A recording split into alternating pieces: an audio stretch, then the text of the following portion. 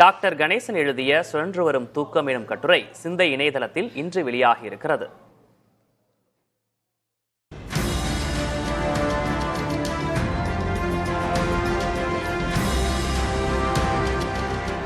வாரக்கணக்காக தூங்கவே இல்லை என்று வருத்தப்படுபவர்கள் நம்மிடையே அதிகம். ஆனால் ஒரு மனிதரால் உண்மையில் பல நாட்கள் தூங்காமல் இருக்க முடியுமா? முடியாது என்கிறது டாக்டர் கணேசன் எழுதிய இந்த கட்டுரை.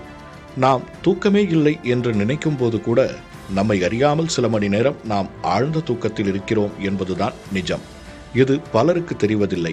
அது ஒரு விதமான மனநிலை மட்டுமே என்கிறது இந்த கட்டுரை. தூக்கம் என்பது ஒரே சீராக இருப்பதில்லை. அது கடல் அலைகளைப் போல விட்டு விட்டு சுழற்சி முறையில் வரும். முதலில் லேசான தூக்கம் வரும், பிறகு சத்தம் கேட்காத அளவுக்கு தூக்கம் ஆழமாகும். இந்த ஆழ்ந்த தூக்கத்தில்தான் நம் உடல் தன்னைத்தானே புதுப்பித்துக் கொள்கிறது. நோய் எதிர்ப்பு சக்தி அதிகரிப்பதும் கனவுகள் வருவதும் இந்த சுழற்சியின் வெவ்வேறு கட்டங்களில்தான் என்கிறது இந்த கட்டுரை.